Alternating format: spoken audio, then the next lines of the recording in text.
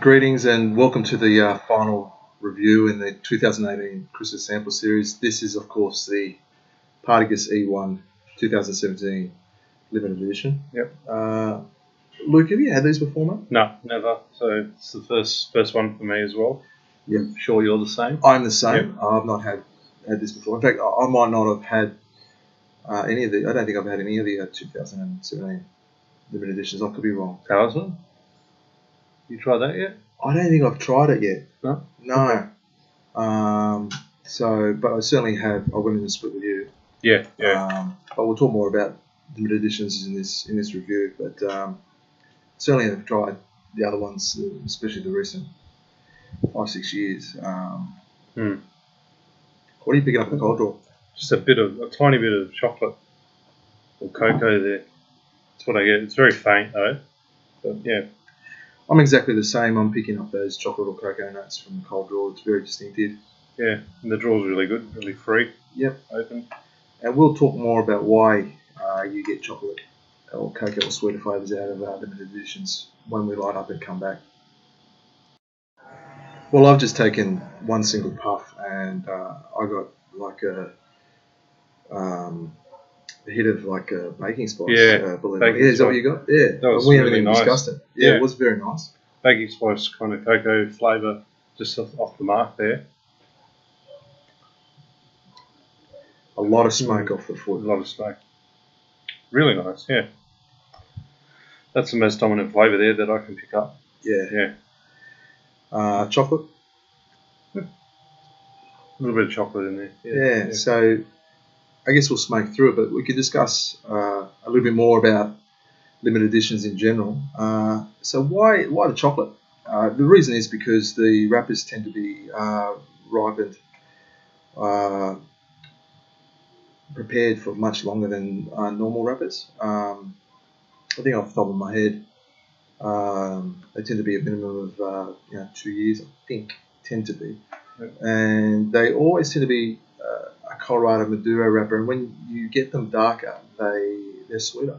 That's how it is. And the one characteristic of limited editions that I found is that they tend to be chocolate or cocoa cacao in flavour.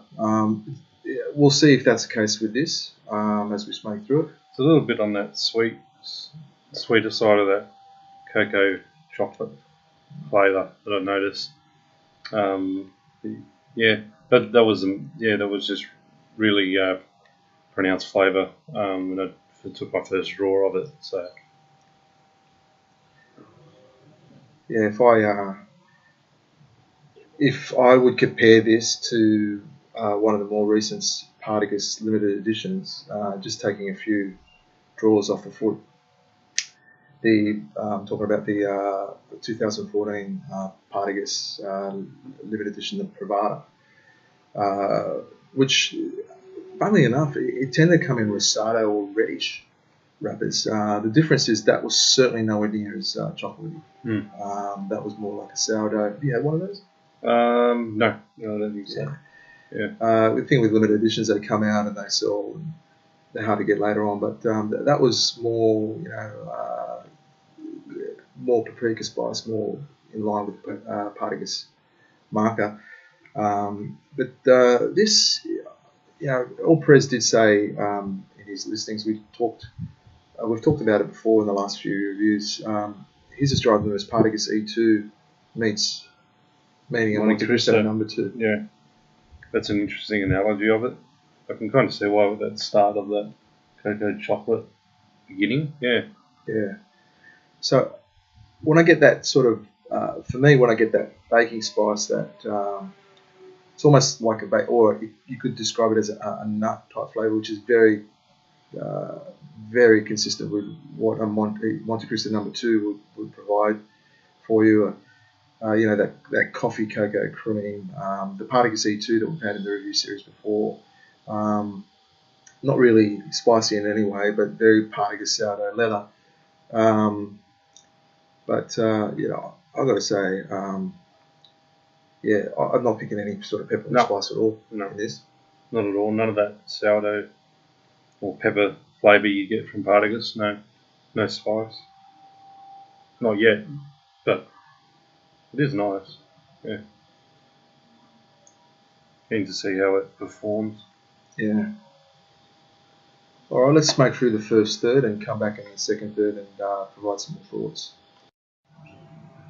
So we've smoked through to the middle of the cigar. Luca, what do you reckon, mate?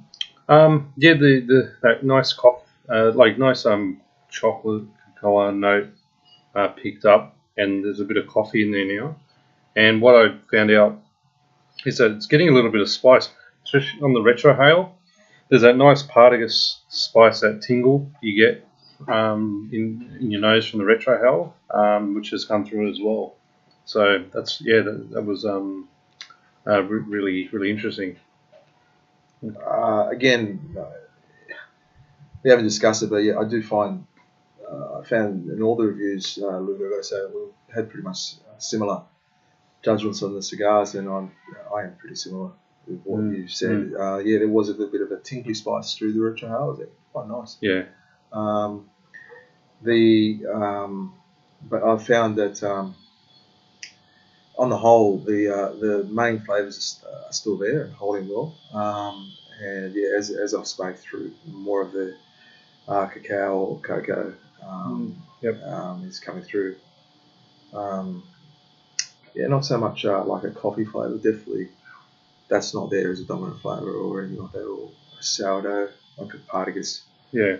Yeah, I don't know. It has elements of Partagas, this does. But yeah, it does. then again, it's interesting because a bit different because they're baking. Yeah. Cacao or baking cocoa. Yeah. That you get, which is really strong. Baking spice, yeah. I did have some burn, pretty bad burn issue, where I had about like an inch, or just almost an inch of wrapper that hadn't burnt down enough. So I had to kind of touch that up, and it looked like a bit of leaf was only lit and it was bunched up, and that's why the other side wasn't burning as well. So I've touched it up now and it's going okay.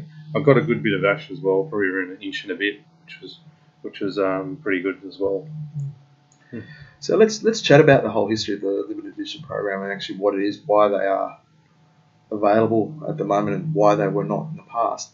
It all has to do with the way Habanos SA as a company, the history of the company, the way they've run the company. So before it was called Habanos SA, it was called Tabacuba. And there was a time when, going back to the late 80s, early 90s, when the Soviet Union collapsed, became Russia, a lot of the market for cigars was lost. There was a time when there were bad crops, time in 1999, 2000, where management decisions to change blends was a complete disaster, and that did not work. And on top of that, basically just poor management with the crops were there at times, but they just Tabacuba couldn't organise themselves to keep themselves viable as a business with what they were doing. So it came to the point in the early 2000s where I think they changed the way they were with the growing and aging of wrappers and binders and that. Yeah. Around 2006, I think. Yeah. So memory. And that all happened because around 2004, Tabacuba came Habanos SA, or maybe a bit before that, and they had a company called Altides come in from Spain, and they bought into 50% of the business. And as soon as they did that, things changed. Vitola started to get deleted a few years after that, especially in the 2006-2010 period, and then limited editions started to come out as a means for the company to recoup their investment. Recoup the investment, I should say. And that's basically the gist of it, folks. The first limited edition was around, I think, 2003, and I'm going off the top of my head, so if I'm incorrect, I apologise, but fairly sure I'm on the money. I'm thinking of the Canuba Double Corona. Now, on top of that, the limited edition coming out, they were fantastic cigars. Maybe not all of them in the beginning, but on the whole they were, and they were not much more expensive than what they are now. But I remember a Cigar Journal article Simon Chase wrote last year about Romano Juanes as a brand. So Romano Juanes has been around for a long time in the mid-19th century onwards. And they had a lot of Vitolas in their brand, and now they're left down to about 3. So, what happened? In this time that Tabacuba became Habanos SA, and it fell out of complete Cuban government control, regional editions and limited editions came in, and eventually what happened was the brands that were that had their Vitolas cut, distributors were bringing out regional editions in those markets, and that's purely a business decision. And over time, these regional editions, limited editions, tend to be more of a premium price, and that's basically the gist of it. Yeah, you can get a bit lost in that world. Chasing limited editions. It's quite costly, obviously. So I've got to be careful because I often get caught up in the hype at times. Well, it's easy to do, Lucas. So if we look at, for example, 2016 limited editions, there are members on our forum that if they could locate a Trinidad Topaz box, they'd think they've hit one lotto. That's the hype with that, or the Cohiba Talismans, the other 2017 release. They were even more expensive than the Partagas limited edition, and also the Punch, which was a small cigar. Was it called the Regios? Regios. I think it was called that. Yeah. I was surprised. Something such a small ring gauge. It's 48 by 120. 48. Yeah, they released it in a smaller ring gauge. You're right. Yeah. But that Cohiba Talisman, that was basically walking out shops. You couldn't get it. I don't think they're available now. But that's what it is with limited editions. It's just what we have to live with, whether we like it or not as cigar enthusiasts. Sometimes the hype with regards to limited editions isn't justified. Sometimes they're not. They're just. Sometimes they don't work out. They don't work out. That's exactly right. Sometimes they're fantastic, and everyone wants them. So like the Talismans or the Topaz. But in regards to this cigar, we've had a few Punch limited editions, 2017s. I don't remember how would you compare? Yeah, I can't remember. We split some. Have you had? Oh, sorry. Yeah, yes, we did. We did. We had a couple. Have you seen a couple? I have. Yeah. The Punch for me. The first one had a bit of a construction issue I had, so I wasn't too happy with that. Second one was good. Memory, I got a bit of kind of Christmas cake kind of flavours from it, which was really interesting, and that one smoked pretty well, but I wasn't wowed yet. So I've got another one there. I'm just lying down for a bit. I'll pick it up maybe one day when I feel like it in a couple of years. But I mean, how are they for you? How many have you had? I had about 5 or 6. I think the best way to sum it up is the Punch limited edition is an example of a limited edition that maybe didn't. It wasn't nowhere near in regards to hype like the Cohiba Talisman. It wasn't as popular. Yeah. And I think the main reason I feel is because people that know Punch enjoy that cream spice. Yeah. It's difficult to get that when you're marrying that with a Cohiba Maduro type wrapper and it's sweeter. Yeah, did have a sweet on it. So it's not quite. Yeah. It's a Punch, but it's not quite a Punch. No, so that's right. It was very different to what I'd expect from a Punch. Yeah. And they were strong with paprika spice, I found. Yeah, I got a bit of spice. Not much leatheriness that you get in Punch. Not really.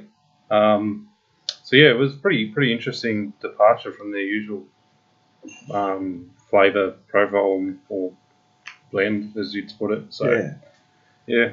And the odd thing is sometimes the cigar can be a little bit different to what its marker tends to be for you, and it's okay. So I mean, in my opinion, this Partagas limited edition is nice. I really like it. But I'm not going to say to you it's a pepper bomb. like a Series D4. It's certainly something a little bit different to what your standard Partagas is, but it's great. It's way more refined than Partagas D4s or D6s. It is more in keeping with that E2 more refined sourdough type flavour. Yeah, I just thought I'd bring to your attention. I've still got a bit of a burn issue there, so I might look at touching it up again. Feel sorry for you, mate. Yeah, I've been very fortunate. I haven't had any issues at all. I think John swapped mine when I wasn't looking. Just kidding. Might give it a touch up. Hopefully that corrects it all.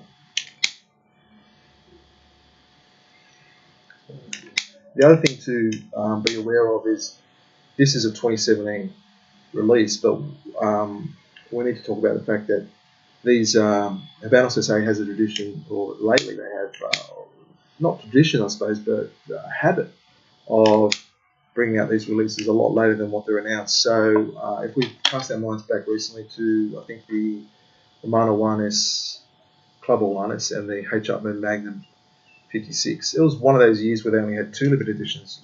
Lately they've always been bringing out 3. But those ones came out quite late.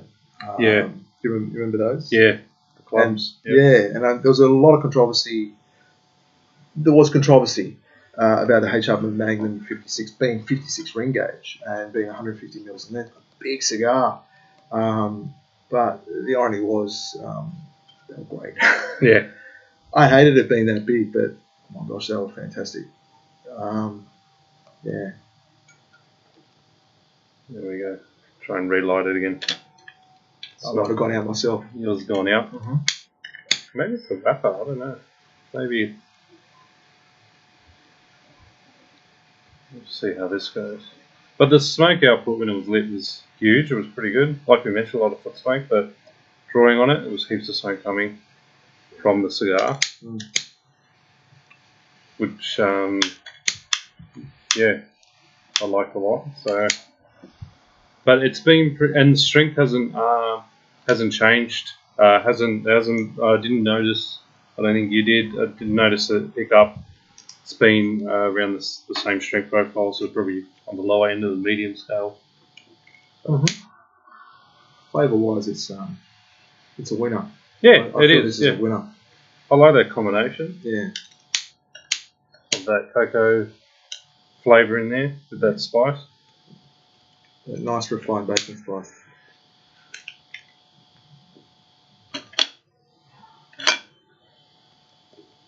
There we go.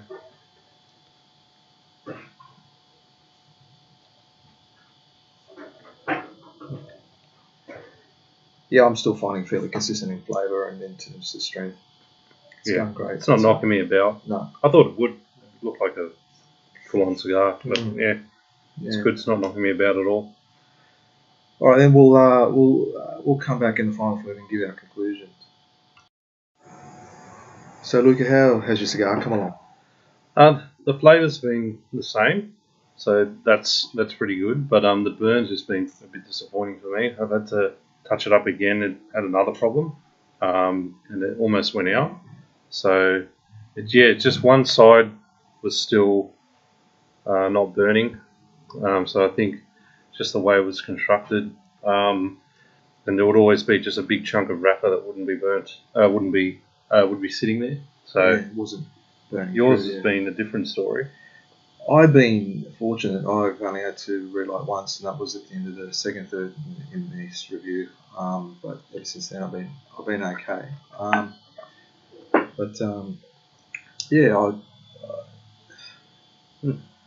What can you say? I mean, I've enjoyed these flavours. I like them.